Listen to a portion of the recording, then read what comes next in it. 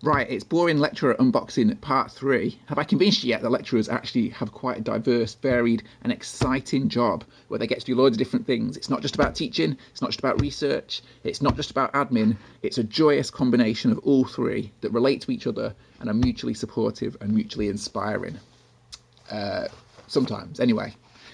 This is the conference brochure for a conference that we have here in the Huddersfield University Business School, and we have that every year. It runs at the end of January before we come back after Christmas. So I'm going back in time here. This is obviously piles of stuff now from January.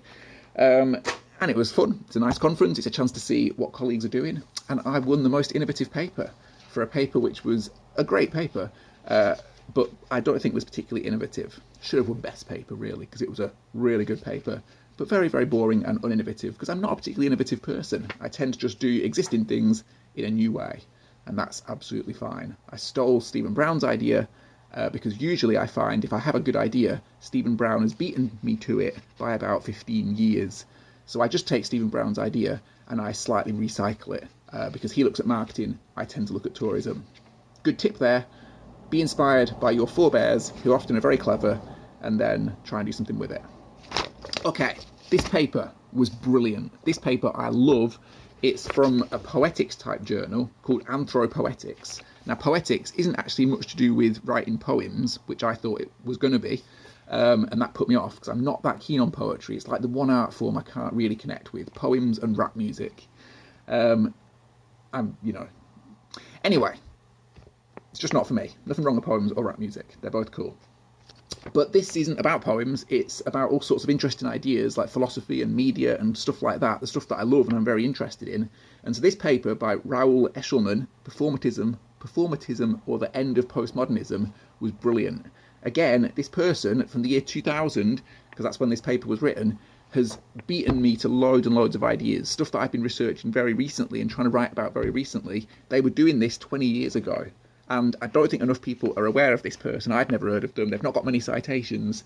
So this paper, it changed my life. It's brilliant, absolutely great. From now on, I'm going to cite it in everything. More papers. This is the one that me and Claire are working on.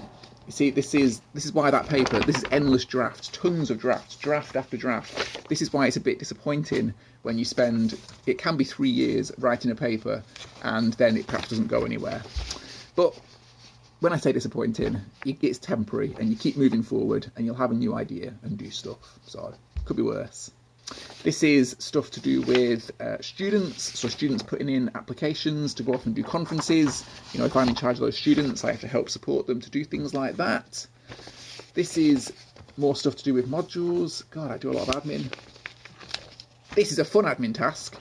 I did a review for Keele University, who were bringing out a new postgraduate marketing course, and they asked me, and they paid me, so it was ka-ching, it was a bonus, it was like an extra 80 quid. They asked me to look at their proposed courses for the postgraduates, because I'm an expert in marketing, clearly, and I was able to give them feedback, tell them what I thought was good, what I thought perhaps was a bit less clear, and it was really interesting. They had really good stuff. Looks like an excellent course. Obviously, I'm not promoting a competitor here, but it was good stuff. And the more work you do, the more that you pick up stuff like this, whether it's paid, obviously that's lovely, or usually not paid, which, hey-ho, doesn't matter. The good thing about doing all these extra jobs and saying yes, even though it's extra work, and even though sometimes, you think, oh God, why did I agree to do this? Why did I agree to review that paper? Why did I agree to look at their course? Why did I agree to take on a student, etc., etc., etc.? It does usually pay off because it all comes together and just makes you more intelligent, more confident, you're more assured of what you're doing, and everything does link and supports each other. So that's good. Right, more stuff to do with conferences. Get a free pen. Look at that, a free pen that I wasn't aware of for an entire 6 months. That's a bonus, because I'm always losing pens. Huddersfield Business School, it's a monogrammed patriotic pen that I can have on my desk with pride. Thank you. You see, it's worth tidying up. You find fun things. It's like when you find a fiver in your back pocket of a pair of jeans you've not worn for ages. Here is some ideas of stuff that I should be doing. Reading books, making funding bids. Yeah, I know, I should be doing all these things, but I'm going to chuck that away because that's a list that has not made much progress. Oh my God, I thought I was making progress, but there's just tons of stuff, tons of ideas, tons of things.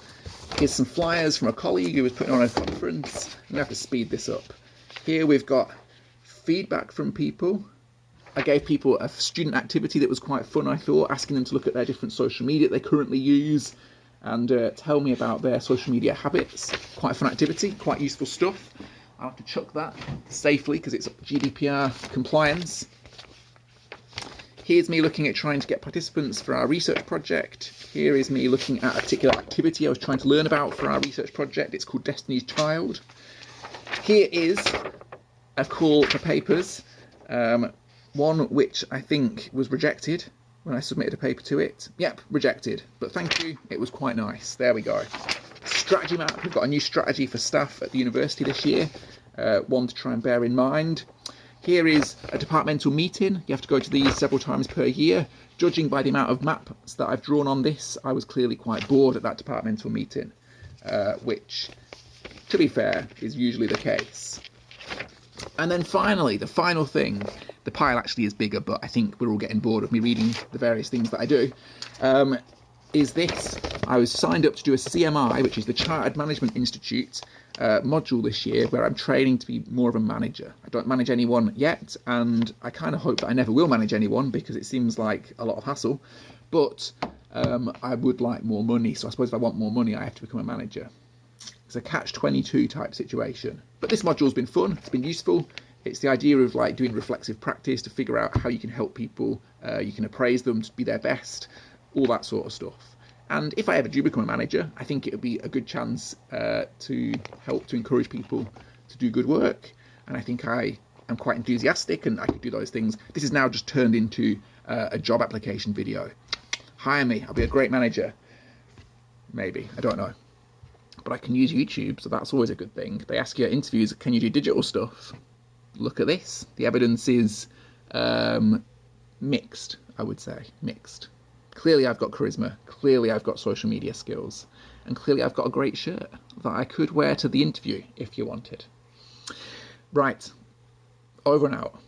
Desk semi-tidied. Stains still on the keyboard. Oh well.